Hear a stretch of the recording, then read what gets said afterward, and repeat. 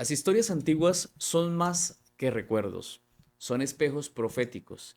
Y esta semana veremos cómo la misión de Jonás, la caída de Babilonia y la ascensión de Ciro ilustran verdades claves para el tiempo del fin. Son imágenes vivas de un destino que nos espera. La lección 13, imágenes del fin.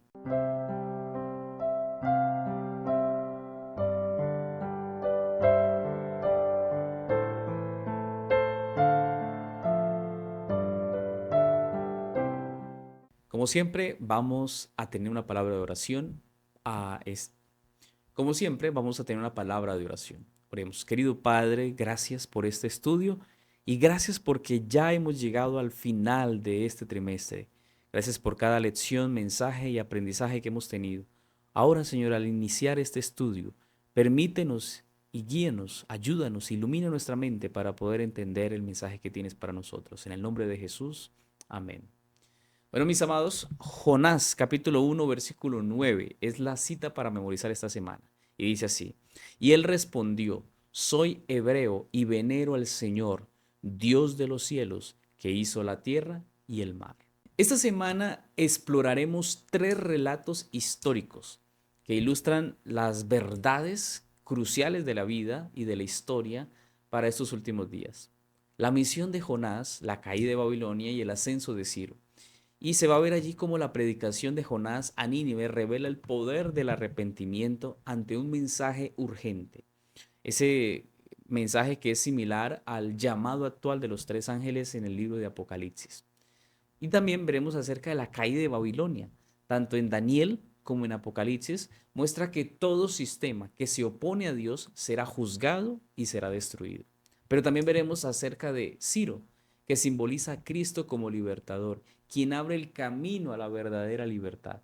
Estos relatos no deben interpretarse literalmente, ni con especulaciones excesivas, sino comprendiendo sus grandes temas espirituales, que está allí inmerso la gracia, el juicio, la liberación y la obediencia. Son imágenes vivas que nos recuerdan que están componiendo, recordando el fin. Y al final, como Jonás, como el pueblo fiel para este último tiempo, debemos reconocer a Dios que es el único que debe ser adorado, debe ser proclamado y toda su verdad debe darse al mundo que se encuentra en este momento en confusión. La lección del domingo, el profeta renuente. Aquí vamos a ver cómo en esta lección Jonás fue más que un profeta que huyó. Su historia refleja luchas humanas, misericordia divina y ecos proféticos. Jesús mismo lo usó como señal del juicio venidero, mostrando que hasta los renuentes pueden participar en los grandes movimientos de Dios. Veamos lo que nos dice la palabra de Dios en Mateo capítulo 12, versículo 38 al 40. Entonces respondieron algunos de los escribas y de los fariseos diciendo, Maestro, deseamos ver de ti señal. Él respondió y les dijo, la generación mala y adúltera demanda señal, pero señal no le será dada sino la señal del profeta Jonás. Porque como estuvo Jonás en el vientre del gran pez 3 días y 3 noches, así estará el Hijo del Hombre en el corazón de la tierra 3 días y 3 noches. El Señor Jesús señaló que así como Jonás pasó 3 días en el vientre del pez, él también estaría 3 días en el corazón de la tierra. Esta comparación no solo valida el relato de Jonás como algo histórico, sino que también nos muestra una tipología mesiánica. ¿Qué es eso? Bueno, Jonás fue tragado por el pez por su desobediencia. Y el Señor Jesús descendió al sepulcro como nuestra redención. Ahora, la señal de Jonás no era un mero milagro, era una sombra de lo que iba a suceder en la cruz, porque Jesús pasó 3 días en la tumba y después resucitó. Esta tipología, este señalamiento, no solo revela el poder del sacrificio de Cristo, sino también su autoridad en la profecía y en la escatología. Ahora, Mateo capítulo 12 sigue diciendo, los hombres de Nínive se levantarán en el juicio con esta generación y la condenarán, porque ellos se arrepintieron a la predicación de Jonás Y he aquí más que Jonás en este lugar. La reina del sur se levantará en el juicio con esta generación y la condenará, porque ella vino de los confines de la tierra para oír la sabiduría de Salomón. Y he aquí más que Salomón en este lugar. El Señor Jesús advierte que los hombres de Nínive y la reina del sur se levantarán en el juicio para condenar a los que, viendo al Hijo de Dios en persona, no creyeron. Ahora, esto es una implicación y es clara. A mayor luz, mayor responsabilidad. Nínive se arrepintió con menos luz que la que tuvo Israel al ver al Señor Jesús. Y este es un principio que aplica también a nosotros hoy, porque vivimos con una comprensión profética mayor que generaciones pasadas y seremos nosotros también responsables por lo que hagamos con esa luz. En el juicio no se evaluará si solo lo que sabíamos, sino lo que hicimos con lo que sabíamos. Jonás no quería ir a Nínive y tenía razones, porque los asirios eran brutales. Sin embargo, Dios lo envió con su mensaje de arrepentimiento. Y hoy también somos nosotros enviados a la Babilonia espiritual, con un mensaje que muchos no desean oír. Ahora, ser mensajero no garantiza aceptación, pero sí garantiza fidelidad a Dios. Como Jonás, muchas veces sentimos miedo o desgano, pero Dios no necesita mensajeros perfectos, sino disponibles. Ser parte del mensaje y en este tiempo final es un privilegio. A veces se ve como una carga, pero Jesús se refiere a dos aspectos también de lo que fue la vida de Jonás y de lo que también podemos nosotros aprender como mensajeros para este tiempo. El primero es que esa estadía de 3 días en el vientre del pez, que representa su propia muerte y su resurrección, se muestra como allí Jonás reconoció su situación y pudo cambiar y ser una mejor persona. En segundo lugar, la respuesta de los ninivitas al mensaje del juicio.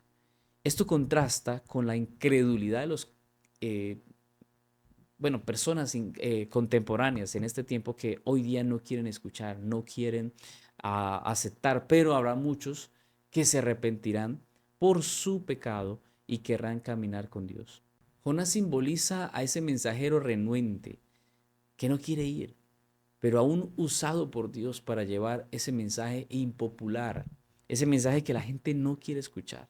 Y es que cuando analizamos bien el mensaje que nosotros como iglesia adventista predicamos, no es popular.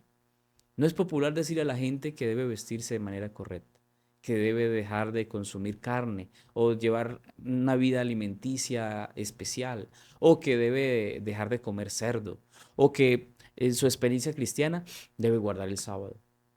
No es popular. Pero si a alguien le hablan de que no importa usted cómo se vista, cómo hable, cuántas veces venga a la iglesia, si en esos lugares donde a usted le dicen que lo único que importa es que usted venga a la iglesia, entregue su diezmo y ya, pues cualquiera quiere ir a esa iglesia y ese mensaje es más popular, cualquiera lo quiere aceptar y lo acepta fácilmente. Pero una iglesia donde hay algunos requerimientos, donde Dios es el que pone esos requerimientos, pues no es fácil, no es fácil predicar ese mensaje, porque la gente va a querer burlarse, va a querer ir en contra, nos va a llamar de pronto extremistas, nos van a llamar fanáticos. Pero, ¿sabes? Aquí hay algo que aprender. Y es que aunque este mensaje parece impopular en una ciudad que ya estaba perdida, el Señor Jesús, que es mayor que Jonás, nos enseña algo. Él vino voluntariamente a salvar. Hoy nosotros como iglesia remanente es un llamado a proclamar el mensaje del Creador. Aunque eso implique rechazo, aunque eso implique burlas, esto es importante entenderlo porque cada vez más nos acercamos al tiempo del fin. Y en este tiempo habrán personas que se burlarán, que no querrán escuchar, que habrá apatía y habrá todo tipo de rechazo hacia nosotros. Incluso habrá persecución. Pero estamos llamados a ser como Jonás. No somos nosotros. No es el instrumento, el mensaje. Es el mensaje lo que se debe dar. No eres tú lo importante. Simplemente eres tú un canal donde Dios deposita un mensaje que debe llegar al corazón. Así que no pensemos como Jonás que era él. No es él, porque Dios, si no tiene a alguien, pondrá otro. Y Dios, su mensaje será predicado. Quieras o no, su mensaje será predicado. Lo que pasa es que hemos retardado la venida del Señor, hemos retardado la salvación de muchas personas, porque como iglesia que contenemos el mensaje de salvación, no lo hemos explicado, no lo hemos ido a llevar. Porque tenemos también miedo, como Jonás, de que nos rechacen, de que se burlen, a que de pronto nos digan que no. Pero ten en cuenta que no eres tú, es el mensaje. Ese mensaje hay que llevarlo, sea como sea, a donde quiera que sea.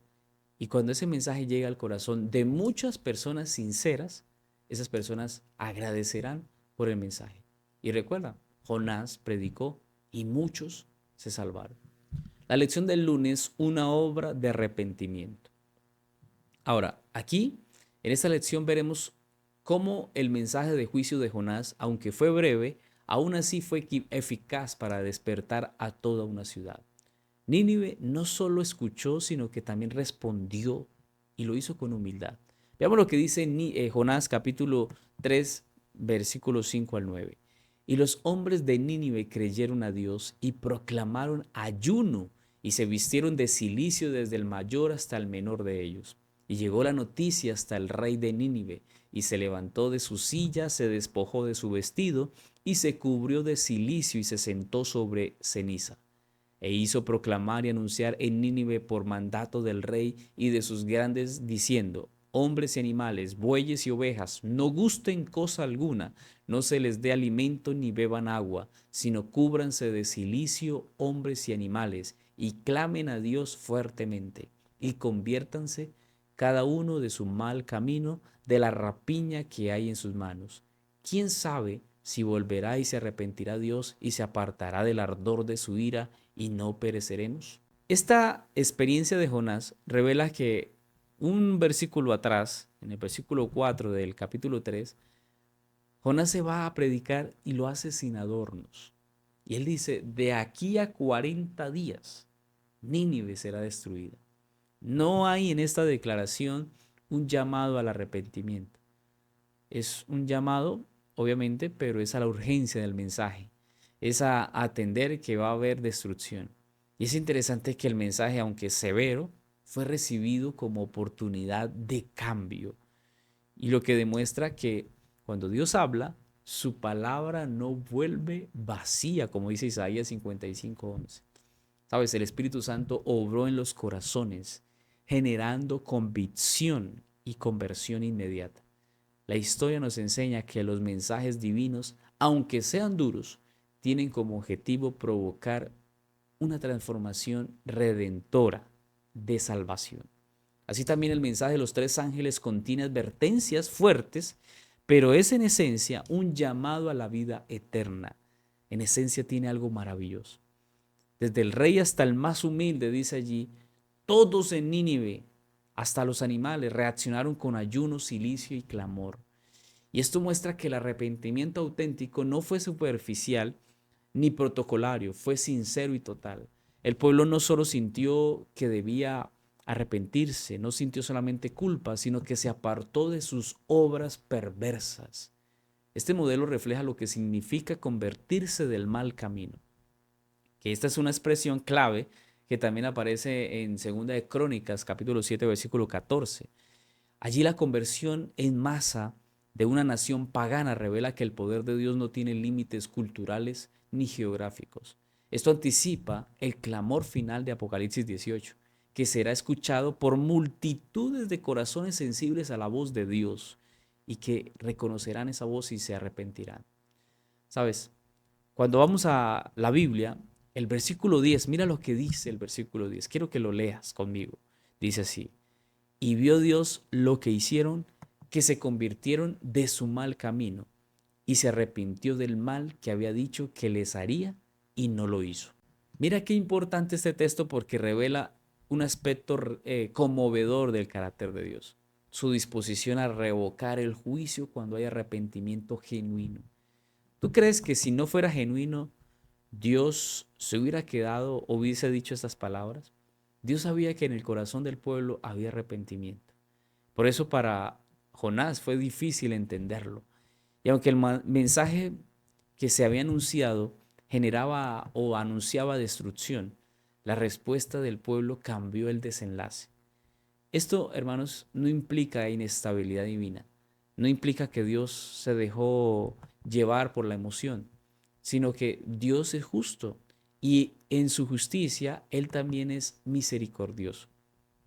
Y si Dios envió a Jonás para anunciarle que iba a haber destrucción, no era porque los quería destruir, era porque Él esperaba que a través de esa predicación el pueblo reconociera y a través de la misericordia de Dios ellos entendieran que debían volver a Dios y dejar el pecado. Ese Dios, el Dios de Jonás, es el mismo que anhela que hoy nosotros también dejemos el pecado. No quiere que ninguno se pierda, sino que todos procedamos al arrepentimiento. Y este es el principio que se repite y se aplicará en el tiempo también del fin. Quienes respondan al llamado, como dice Apocalipsis 14, a salir de Babilonia, evitarán la condenación que se ha profetizado y que se ha anunciado y que tú y yo debemos anunciar. El mensaje de Jonás hoy día prefigura ese clamor final de lo que dice Apocalipsis 14 y 18. Esta es una advertencia urgente, un llamado a arrepentimiento, una decisión entre la vida y la muerte. Y así como Jonás fue enviado a una cultura hostil, hoy nosotros también estamos llamados a predicar un mensaje impopular, pero vital y salvífico. Dios no destruyó a Nínive porque encontró corazones humildes.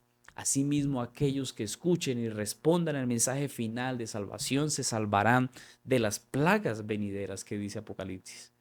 Quizás no todos responderán, pero muchos sí lo harán.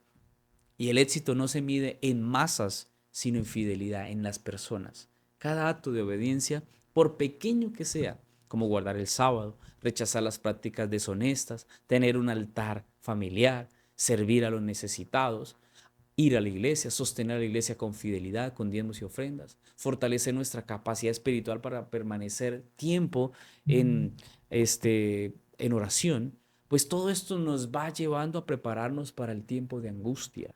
No pienses jamás que la salvación viene o te vas a preparar en el momento cuando vengan las plagas o cuando venga la prueba. No, ese no es el tiempo es ahora.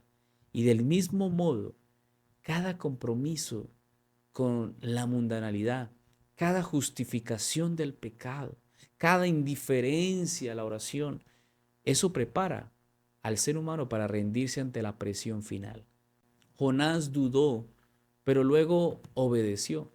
Y cuando obedeció fue instrumento de salvación. Nosotros podemos tener dudas, temores o debilidades, pero si hoy respondemos a la voz del Espíritu Santo y le pedimos ayuda para que nos prepare para estar firmes, pues Dios nos va a ayudar. Las decisiones de cada día construyen un carácter y el carácter es lo único que llevaremos al reino de los cielos. Hoy tú decides quién será tu Dios. Mañana solo confirmarás lo que ya hoy has elegido. La lección del martes, la fiesta de Belsasar. Vamos a ver cómo la arrogancia de Belsasar culminó en una celebración de insensatez y desafío. Tú conoces la historia de ese banquete que revela una lección profunda. El conocimiento de la verdad sin humildad conduce al juicio. El corazón humano endurecido puede rechazar a la luz divina. Vamos a ver lo que dice Daniel capítulo 5, versículo 1 al 4. El rey Belsasar hizo un gran banquete a 1000 de sus príncipes y en presencia de los 1000 bebía vino. Belsasar, con el gusto del vino, mandó que trajesen los vasos de oro y de plata que Nabucodonosor, su padre, había traído del templo de Jerusalén, para que bebiesen en ellos el rey y sus grandes, sus mujeres y sus concubinas. Entonces fueron traídos los vasos de oro que habían traído del templo de la casa del Dios que estaba en Jerusalén, y bebieron en ellos el rey y sus príncipes, sus mujeres y sus concubinas. Bebieron vino y alabaron a los dioses de oro y de plata, de bronce, de hierro, de madera y de piedra. Aquí se ve cómo el pecado de Belsasar no fue ignorancia, fue necedad. A diferencia de su antecesor, de su padre, Nabucodonosor, quien reconoció al Altísimo tras experiencias humillantes, Belsasar prefirió ignorar la historia de su padre. Y dice la Biblia que Belsasar, sabiendo todo esto, no se había humillado de corazón. Y fueron las palabras directas de Daniel a este rey: no te has humillado, no has reconocido de corazón a Dios. Este relato, hermanos, destaca el contraste entre el orgullo humano y la humildad como camino hacia la restauración. El joven rey conocía el poder de Dios, pero no quiso someterse. Su historia, hermanos, ilustra que la mera información espiritual sin transformación del carácter es inútil para la salvación. De nada me sirve saber mucho y no hacer nada. El mandamiento de traer los vasos, el ir y decirle a la gente: tráigame los vasos sagrados, esos vasos consagrados del templo, fue más un gesto de exceso, un gesto de provocación. Eso fue calculado y fue arremetiendo contra Dios. Al beber en estos vasos consagrados, Belsasar buscaba no solamente glorificar a sus ídolos, sino que quería afirmar que su poder estaba por encima del Dios hebreo, de ese Dios que ya le había demostrado a su padre y a Daniel y a todos los que él conocía que él era Dios. Este acto, hermanos, fue la gota que colmó el vaso de la paciencia, porque la escritura señala que en ese preciso momento apareció la mano, una mano que escribió en la pared. Y se ve que el desprecio por lo sagrado pues provocó este juicio. En los últimos días, el desprecio por la ley de Dios que Dios ha escrito con su propia mano va a generar que Dios también intervenga y tenga que actuar. Dios espera que hoy nosotros, al hablar de la santa ley de Dios, una ley santa que Él mismo ha impuesto, que ha dado para obediencia de sus criaturas, Él espera que nosotros respaldemos esto. Pero va a llegar un momento en que el Señor defenderá su palabra y todos aquellos que dijeron que no era importante, que estaba abolida, que no se debe guardar, que no se puede guardar, que es imposible obedecerla, todos ellos tendrán que rendir cuentas delante de Dios y darse cuenta que esa ley era necesaria para nuestra vida, era un canal de bendición para nuestra vida. Ahora, mira lo que dice Daniel capítulo 5, versículos 5 en adelante. En aquella misma hora aparecieron los dedos de una mano de hombre que escribía delante del candelero sobre lo encalado de la pared del palacio real. Y el rey veía la mano que escribía. Entonces el rey palideció y sus pensamientos lo turbaron y se debilitaron sus lomos y sus rodillas daban la una contra la otra. El rey gritó en alta voz que hiciesen venir magos, caldeos y adivinos, y dijo el rey a los sabios de Babilonia: cualquiera que lea esta escritura y me muestre su interpretación, será vestido de púrpura y un collar de oro llevará en su cuello, y será el tercer señor en el reino. Bueno, nosotros conocemos el mensaje. El mensaje era Mene, Mene, Tekel, Uparsin. Esta fue la sentencia divina del Señor a este rey rebelde. Dios había pesado a Belsasar y lo halló falto. Su reino sería dividido y entregado a los medos y los persas. La escena demuestra que los imperios humanos están bajo el escrutinio del cielo. Ningún poder en este mundo, por vasto o brillante que parezca, puede desafiar a Dios indefinidamente. La mano que escribió en la pared aún escribe hoy, y escribe justicia, escribe fidelidad y escribe juicio. La última noche de Babilonia fue de fiesta, pero también fue su fin. Esa última noche será recordada como ese momento donde un rey no quiso guardar o evitar el castigo divino. Fue alguien que retó a Dios, fue alguien que cuestionó a Dios, fue alguien que se burló de Dios. Y así será el desenlace de la Babilonia simbólica en Apocalipsis, porque una sola hora vino su juicio, dice la Biblia. ¿Sabes? Apocalipsis 14, 9 al 11 nos habla de algo que es el mensaje de Dios, es el mensaje de los tres ángeles. Y vamos a ver lo que dice el tercer ángel en este momento. Dice así: y el tercer ángel lo siguió diciendo a gran voz: si alguno adora a la bestia y a su imagen, y recibe la marca en su frente o en su mano, él también beberá del vino de la ira de Dios, que ha sido vaciado puro en el cáliz de su ira. y será atormentado con fuego y azufre delante de los santos ángeles y del Cordero.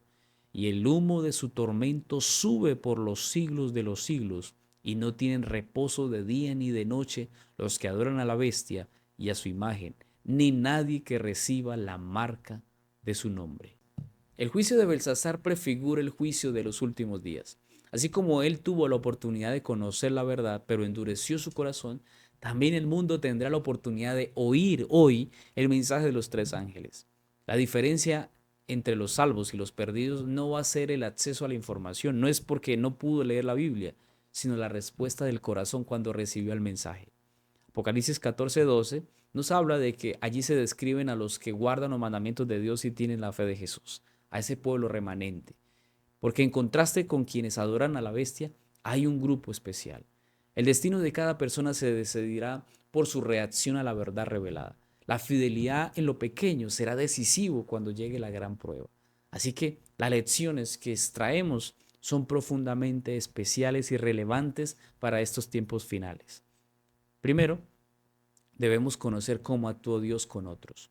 Cómo Nabucodonosor nos obliga a responder con humildad, a despreciar esas advertencias que nos colocan en el mismo camino de la destrucción. Una segunda lección que podemos aprender es que lo sagrado no se debe trivializar. Belsasar tomó lo que era santo y lo usó para sus placeres personales. Hoy el mundo profana lo sagrado, el matrimonio, el sábado, la verdad, su ley, pero el juicio vendrá, querámoslo o no, vendrá. Tercer lugar, Dios pesa las acciones humanas. La frase fuiste pesado y has sido falto resuena como un eco del juicio investigador. Cada decisión cuenta, cada rechazo a la verdad también. Todo está registrado. Cuando entendamos esto, hermanos, vamos a vivir una vida diferente. Porque todo lo que estamos haciendo, ya sea en público o en privado, Dios lo está registrando. Allí hay un fiel registro de lo que hacemos y no podemos ser indiferentes a esto. En cuarto lugar, pues existe también allí una enseñanza, una lección importante. La gracia de Dios no es eterna si no se acepta. Aunque Dios fue paciente con Belsasar, el juicio llegó. La misericordia tiene un límite cuando el corazón humano se cierra por completo a oír a Dios. Hoy nosotros tenemos que analizar cada lección que nos deja esta experiencia y aprender que ante Dios lo único que puede o debe pasar es simplemente que debemos reconocerlo como el creador, como el dueño y señor del universo y solamente postrarnos y adorarlo porque Él se lo merece. La lección del miércoles, el secamiento del Éufrates. La historia de la caída de Babilonia bajo Ciro es una profecía viviente que apunta a los eventos finales. Cuando dice allí que hubo un secamiento del Éufrates, representa mucho más que una maniobra militar. Es símbolo del juicio divino sobre un sistema rebelde y orgulloso. Veamos lo que dice Daniel capítulo 5, versículo 24. Entonces de su presencia fue enviada la mano que trazó esta escritura. Y la escritura que trazó es Mene Mene Tekel Uparsin. Esta es la interpretación del asunto. Mene, contó Dios tu reino y le ha puesto fin. Tekel, pesado has sido en balanza y fuiste hallado falto. Pérez, tu reino ha sido roto y dado a los medos y a los persas. Entonces mandó Belsasar vestir a Daniel de púrpura y poner en su cuello un collar de oro y proclamar que él era el tercer señor del reino. La misma noche fue muerto Belsasar, rey de los caldeos, y Darío de Media tomó el reino, siendo de 62 años. Esta experiencia de Belsasar retrata el clímax de un poder que se revela contra el cielo y termina abruptamente. A pesar de conocer el testimonio de su abuelo Nabucodonosor, quien fue humillado y restaurado, Belsasar actuó con soberbia, con esa irreverencia con los vasos sagrados. Y esto representa el desprecio total por lo sagrado. Porque el mensaje divino inscrito en la pared, Mene, Mene, Tekel, Uparsin, revela el juicio inminente de Dios. Su reino ya estaba contado, ya estaba pesado, ya estaba anunciado. La justicia no se demoró, porque la misma noche fue muerto Belsasar. Este relato histórico se convierte en una poderosa alegoría profética para nosotros. Porque así como Babilonia literal cayó por un ataque repentino que usó su mayor fortaleza en su contra, que fue el río Éufrates, la Babilonia espiritual hoy día caerá por su soberbia espiritual, por su rechazo persistente al Dios verdadero, por su corrupción moral. Y el secamiento del río prefigura la retirada del apoyo de las naciones a ese sistema apóstata. Porque mira, Apocalipsis capítulo 16, versículo 12 al 14 dice: el sexto ángel derramó su copa sobre el gran río Éufrates, y el agua de éste se secó, para que estuviese preparado el camino a los reyes del oriente. Y vi salir de la boca del dragón y de la boca de la bestia y de la boca del falso profeta 3 espíritus inmundos a manera de ranas, pues son espíritus de demonios que hacen señales y van a los reyes de la tierra en todo el mundo para reunirlos a la batalla de aquel gran día del Dios Todopoderoso. Mira, aquí el sexto ángel derrama su copa sobre el gran río Éufrates y este se seca. En el contexto de Apocalipsis, el Éufrates representa a los pueblos y naciones que sostienen a Babilonia. Mira, el secamiento, entonces, indica una retirada del apoyo político y religioso a ese sistema corrupto. El texto menciona que también a los reyes del oriente, que son símbolo del Mesías y sus ejércitos, pues son retirados y ellos vienen a ejecutar juicio. Ahora, a la vez, aparecen 3 espíritus inmundos, que son como ranas, que simbolizan una trinidad impía. Entonces allá aparece el dragón, que es Satanás, la bestia, que es el poder político religioso, y el falso profeta, que es el engaño espiritual. Estos demonios no solo realizan señales, sino que engañan a los líderes del mundo para reunirlos en la gran batalla final. ¿Sabes?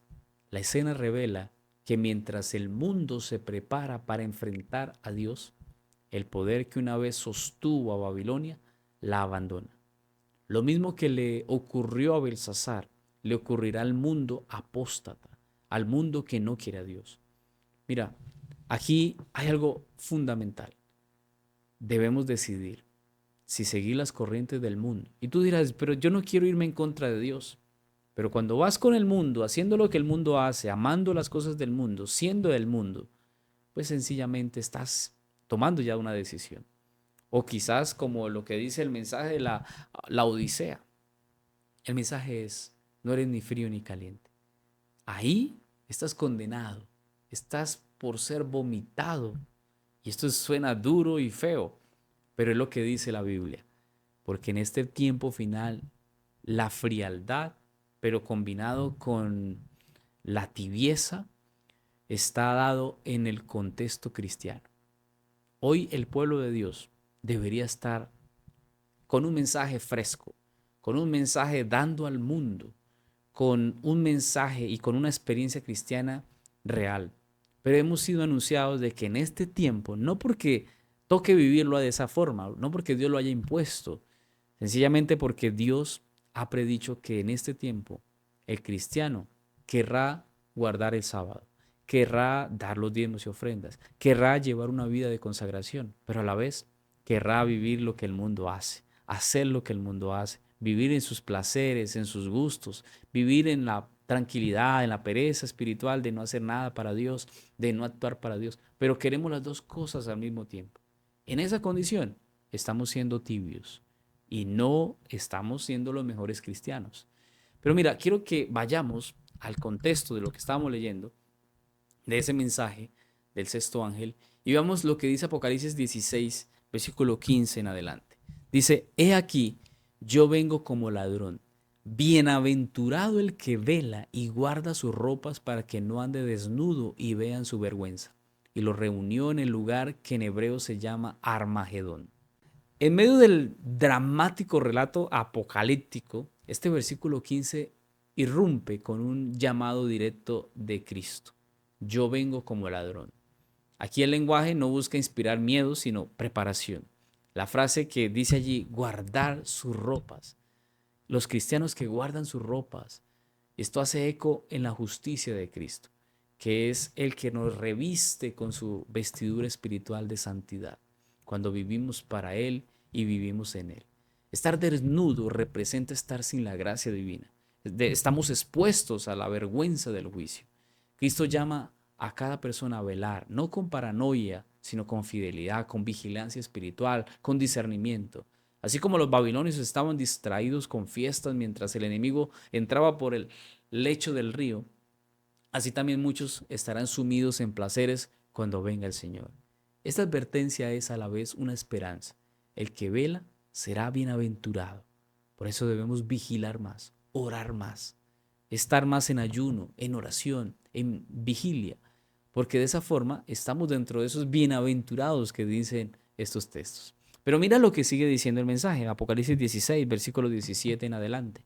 El séptimo ángel derramó su copa por el aire y salió una gran voz del templo del cielo, del trono, diciendo, hecho está. Entonces hubo relámpagos y voces y truenos y un gran temblor de tierra, un terremoto tan grande cual no lo hubo jamás desde que los hombres han estado sobre la tierra.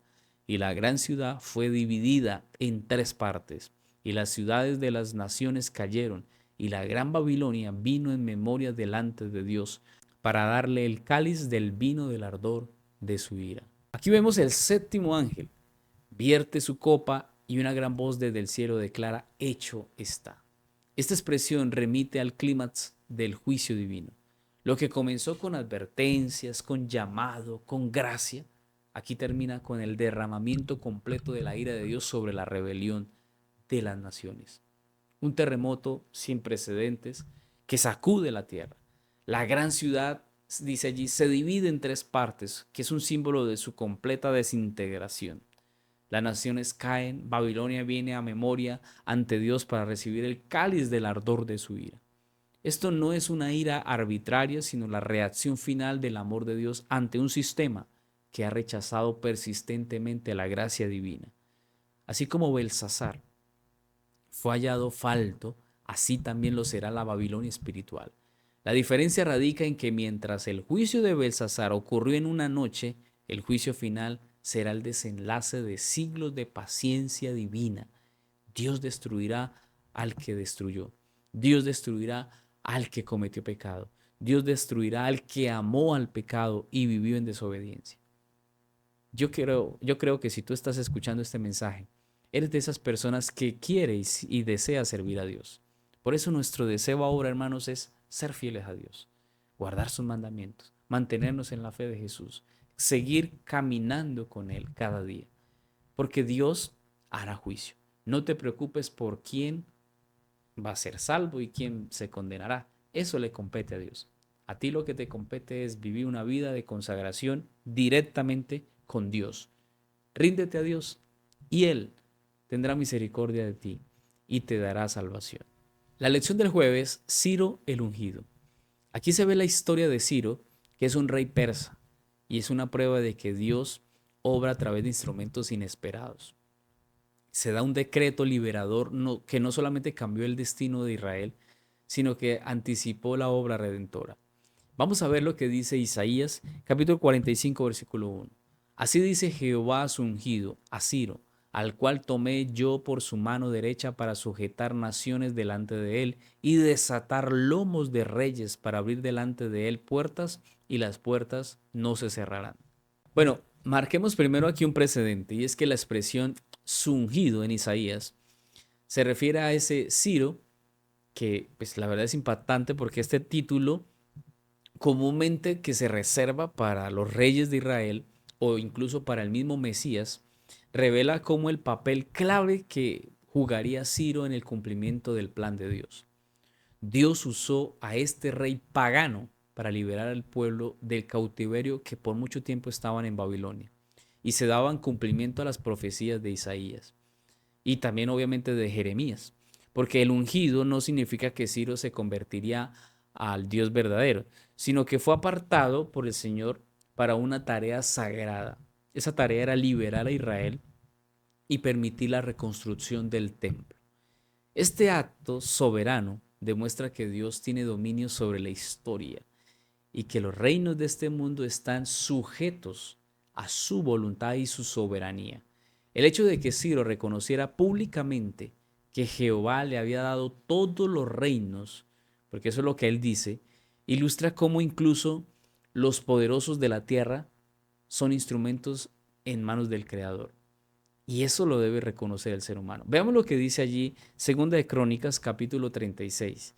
Mas el primer año de Ciro, rey de los persas, para que se cumpliese la palabra de Jehová por boca de Jeremías, Jehová despertó el espíritu de Ciro, rey de los persas, el cual hizo pregonar de palabra y también por escrito, por todo su reino, diciendo: así dice Ciro, rey de los persas: Jehová, el Dios de los cielos, me ha dado todos los reinos de la tierra, y él me ha mandado que le edifique casa en Jerusalén, que está en Judá.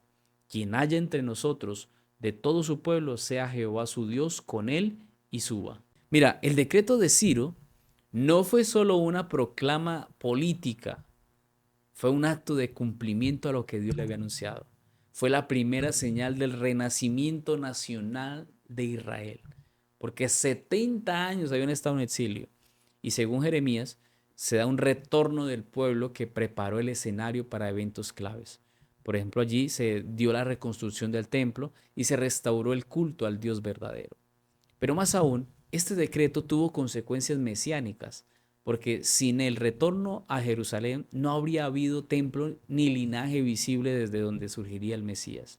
A través del decreto de un rey gentil, Dios restauró el escenario donde su Hijo sería revelado como el Salvador del mundo.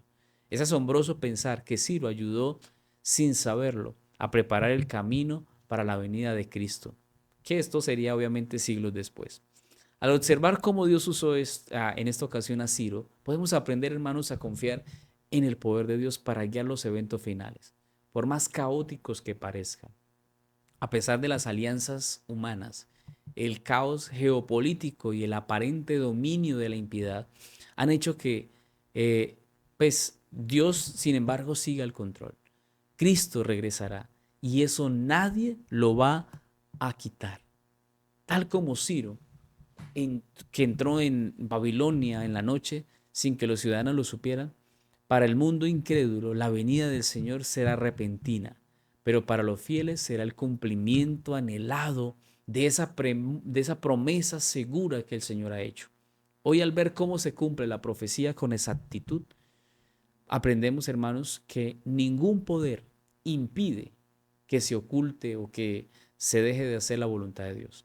Él puede levantar instrumentos donde menos los esperamos. Por eso, hoy debemos confiar en Dios, porque Dios tiene el poder para hacer doblegar a Nabucodonosor, para humillar a Belsasar y para usar a un gentil, a un rey como Ciro, para que haga su voluntad.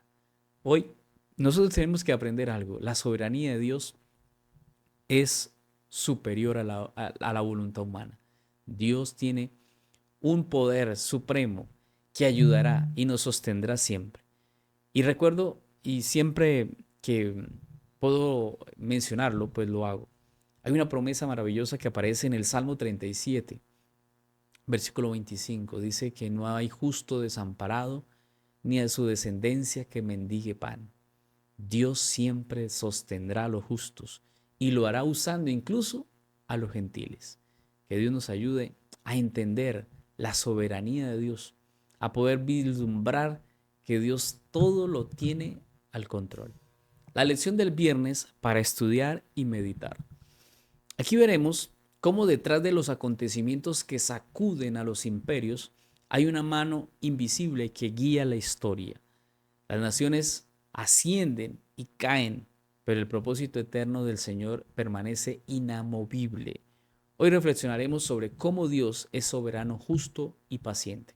Veamos lo que dice Profetas y Reyes en la página 392 y 393.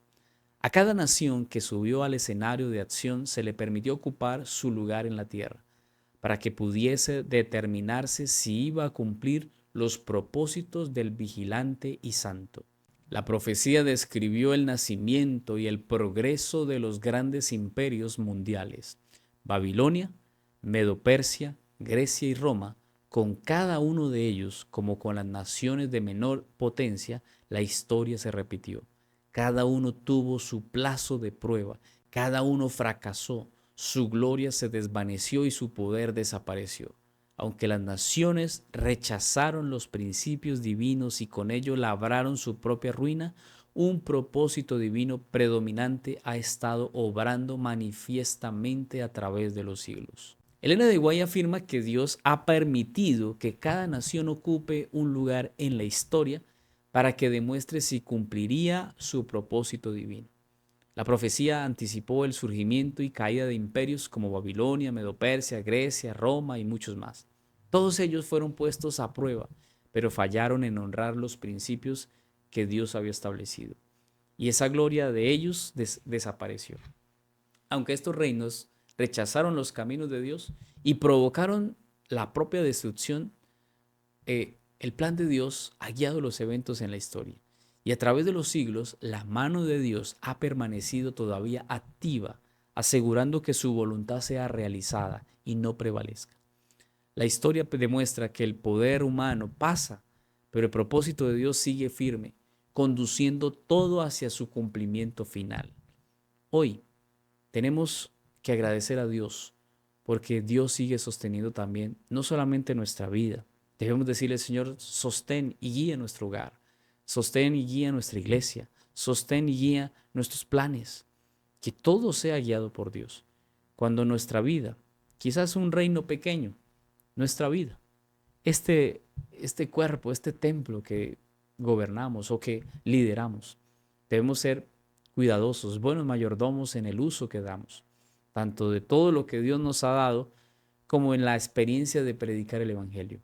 Todos nosotros, hermanos, debemos dar cuentas. Dios le pide cuentas a todos, aún a los que no son su pueblo, a aquellos gentiles, a aquellas personas inconversas. Dios cumple su palabra al ser como soberano y pedir administración de todos los privilegios que nos ha dado. Nos pedirá si usamos o no, o lo usamos bien o lo usamos mal, cada uno de esos privilegios. Bueno, esta ha sido la lección de este trimestre, hermanos. Quiero agradecerles por el mensaje maravilloso de la lección de este trimestre. Agradecer a Dios primero, agradecer a ustedes por el apoyo. Y este trimestre ha sido de bendición. Creo que ha sido una maravilla poder estudiar a través de las escenas de la historia del pasado, cómo esto nos conecta, así como el libro de Génesis, así como la historia de Esther, de Ruth, así como la historia de Noé y de cada personaje de la historia, nos han llevado a entender que Dios sigue el control. Quiero agradecerles a ustedes por su apoyo, porque cada vez que ustedes comparten, le dan me gusta, comentan, nos ayudan a que esto crezca. Todo esto funciona con algoritmos, todo esto funciona con algo que de pronto usted y yo no entendemos muy bien. Pero el hecho de que usted le dé me gusta, lo comparta en WhatsApp, lo comparta en Facebook, lo comparta en diferentes lugares, ya el mismo Internet, la misma red social con sus algoritmos interpretan que este mensaje se debe compartir. Entonces, entre más usted lo comparta, más el algoritmo va a entender que se va a llegar a más partes y se requiere impulsar más. Así que gracias a ustedes por el apoyo, gracias por este eh, acompañamiento, este apoyo, y gracias porque sabemos que Dios nos ha bendecido a través de cada mensaje. Y quiero invitarte, si hay alguna lección que aprendiste, algún mensaje que te dejó la lección y que pudiste aprender, yo quiero que dejes allí esa lección. ¿Qué fue lo que más te impactó en este trimestre?